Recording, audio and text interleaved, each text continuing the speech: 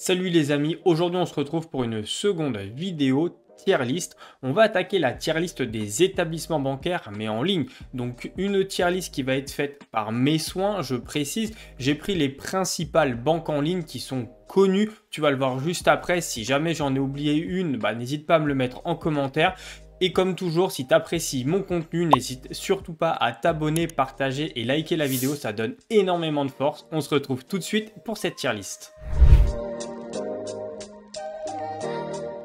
On se retrouve sur Canva pour faire cette tier list ensemble. Elle fait suite également à une seconde vidéo que j'avais déjà faite sur la tier list simplement des banques physiques. Donc je te mets juste voilà le petit pion-pion qui va être ici. Tu as juste à cliquer pour aller voir la première vidéo de la tier list des banques physiques. Donc là, on se retrouve pour les banques exclusivement en ligne. J'ai mis également des néobanques parce que je trouve qu'elles ont totalement leur place dans ce classement-là. Aujourd'hui, on va commencer par Orange Bank qu'on va mettre directement dans pas ouf. Premièrement parce que aujourd'hui Orange Bank est en train de mettre la clé sous la porte. Donc voilà mon avis sur cette banque-là. Malheureusement, c'est dommage. Ça signifie que la banque n'était pas rentable et que les propositions faites par rapport aux clients, ça ne convenait pas. En tout cas, dans un business model. On va faire exactement la même chose avec ma French Bank. Ma French Bank, derrière, c'était la Banque Postale qui a décidé de l'arrêter malheureusement. Aujourd'hui, ça reste compliqué, les banques en ligne. C'est pour ça que ce classement-là, il faudra vraiment en tenir rigueur et en prendre compte parce que il y a des banques où ils sont quand même en difficulté et aujourd'hui c'est compliqué d'aller chercher des banques en ligne. Là je pense que les clients de ma French Bank et Orange Bank ils doivent un petit peu paniquer sur leur avenir, un petit peu de se dire voilà aujourd'hui à quelle sauce on va être mangé. Donc un petit peu compliqué quand même ces deux établissements là et de base qu'on se le dise, Orange Bank et ma French Bank, c'était pas des établissements qui étaient voilà, réputés. Tu vas pas dire tiens je vais ouvrir mon compte en ligne sur Orange Bank ou ma French Bank. On va continuer ce classement avec quelque chose d'un petit peu plus convenable. On va mettre tout de suite Before Bank. J'espère que vous voyez bien le logo, mais en gros voilà, Before Bank pour moi je mets dans bon. Ils ont refait entièrement leur DA, leur direction vraiment artistique, marketing, etc. Ils ont tout refait de A à Z pour vraiment s'orienter sur 100% banque en ligne, numérique et notamment auprès des jeunes. Ils font énormément de communication en ce moment. Il y a même des gros streamers et youtubeurs qui ont des partenariats exclusifs avec Before Bank. Donc ils ont une volonté en tout cas de s'inscrire auprès des jeunes. Les propositions sont vraiment intéressantes sur Before Bank. On retrouve bien entendu les cartes Visa, Gold, etc. gratuites, tenues de compte gratuit. Enfin vraiment, il n'y a que de la gratuité sur ce type de plateforme. Donc c'est très intéressant. Et en plus de ça, si tu veux développer ton business, c'est-à-dire tes investissements en ligne, Before Bank va pouvoir également t'accompagner parce qu'au niveau produit d'épargne, ils sont pas mauvais. On va passer tout de suite au numéro 1 pour moi, l'un des numéros 1 parce que c'est pas le seul, c'est Boursobank. Pour moi, Boursobank a été renommé il n'y a pas très longtemps, c'est l'ancien Boursorama. Boursobank aujourd'hui c'est l'une des principales banques en ligne, elle est extrêmement connue, c'est l'une des plus anciennes. Boursobank est vraiment aujourd'hui très bien en place. Derrière, c'est la Société Générale, donc ça reste quand même un mastodonte des établissements bancaires. Aujourd'hui, Bourso te propose tout ce que tu veux pour développer ton patrimoine, que ce soit de la banque classique ou même des investissements. Ils sont très bons sur les contrats d'assurance vie, ils sont très bons sur le PEA et les investissements, notamment sur les comptes titres aussi. Donc tu peux vraiment... En fait, Bourso, aujourd'hui, ça peut être ta banque principale. Les seules limites, ça va être bien entendu au niveau des crédits immobiliers locatifs. Là, forcément, il va y avoir un frein parce que c'est compliqué sur les banques en ligne, ils ne le proposent pas encore. Donc voilà, c'est les seules limites que je trouve aujourd'hui au niveau des banques en ligne. Ensuite, on va continuer avec Revolut. Alors Revolut, je suis un peu, en fait... Revolut, vous allez me dire en commentaire ce que vous en pensez. Sincèrement, moi je le mettrais en fait entre les deux Revolut parce que j'ai un peu d'appréhension parce que c'est pas vraiment une banque, ça reste une néobanque Revolut qui est excellente pour tout ce qui est déplacement à l'étranger. Et là-dessus, il n'y a rien à dire. Tu n'as pas de frais à l'étranger, les taux de change sont extrêmement compétitifs par rapport à d'autres établissements, notamment les établissements physiques, n'en parlons pas, tu te fais exploser.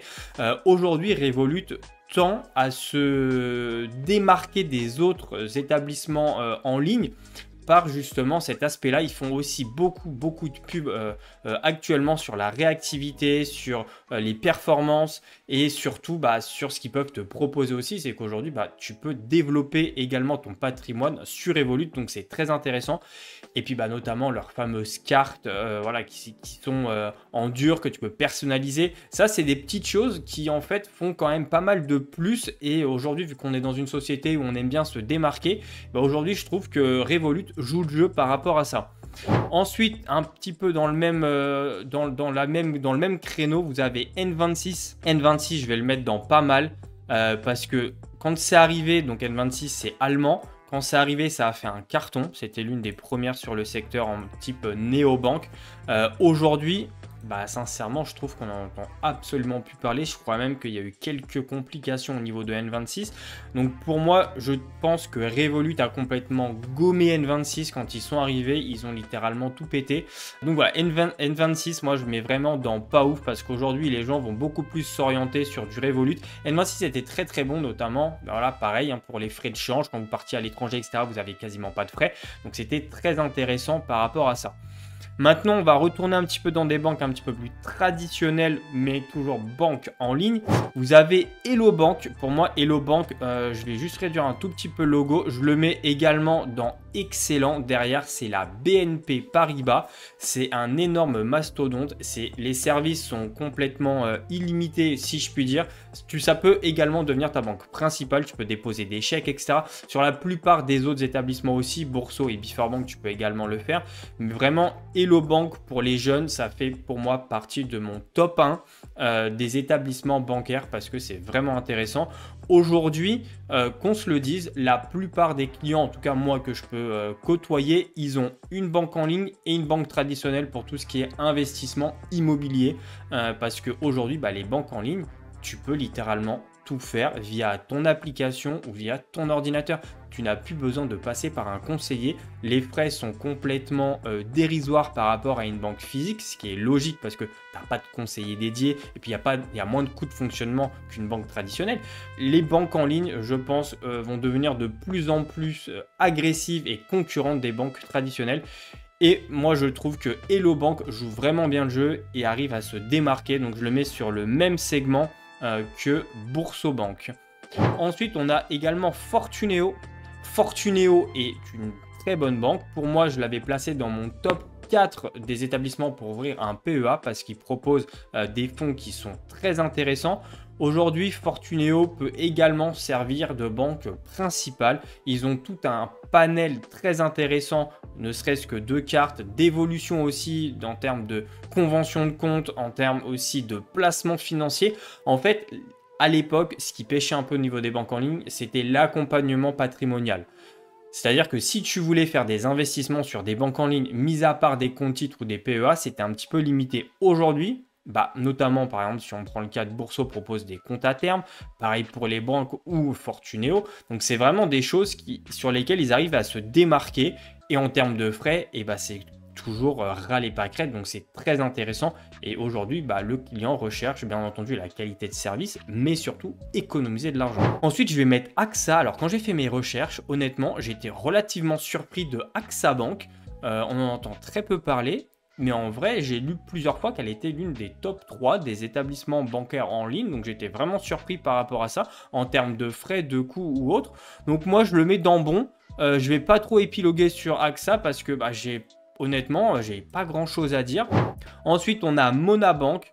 Bon, Monabank, pour moi, je vais mettre ça dans pas mal parce que on entend un petit peu parler de Monabank, il y a un petit peu de publicité, etc. Mais ça reste pas non plus une banque excellente. Selon moi, je pars toujours de ce principe-là, que c'est vraiment mon avis purement personnel, les amis.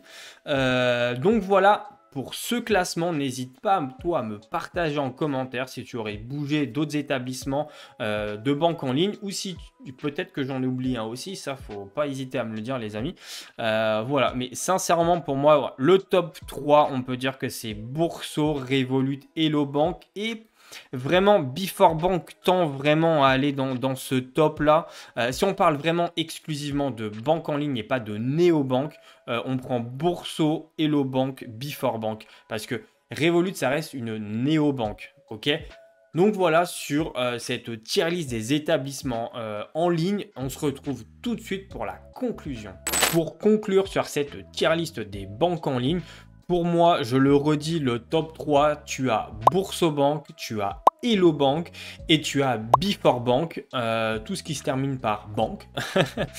Aujourd'hui, pour moi, c'est vraiment mon top 3 des établissements bancaires. Donc, si jamais tu veux ouvrir un compte dans l'une des banques en ligne, bah, c'est les 3 que je te recommande actuellement. Tu as aussi Revolut, qui est une néobanque qui arrive à se démarquer, notamment par ses frais à l'étranger qui sont quasiment inexistants, notamment hors zone euro. Donc, ils arrivent vraiment à se démarquer et ils rentrent en force sur ce segment-là. Il tend également à se développer pour devenir une référence des banques en ligne. L'avantage de ces 3 établissements et 4e avec Revolut, c'est que tu peux vraiment tout faire en ligne. Tu peux même faire des investissements avec des contrats d'assurance vie, des PEA, des comptes titres, etc., etc. Donc, tu peux vraiment développer ton patrimoine, ce qui à l'époque était un petit peu plus restreint. Donc, tu n'avais pas le choix d'avoir une banque dite traditionnelle. Voilà, n'hésite surtout pas à me partager ton avis en commentaire. Pense surtout à t'abonner pour la force et je te dis à bientôt dans une nouvelle vidéo. Ciao!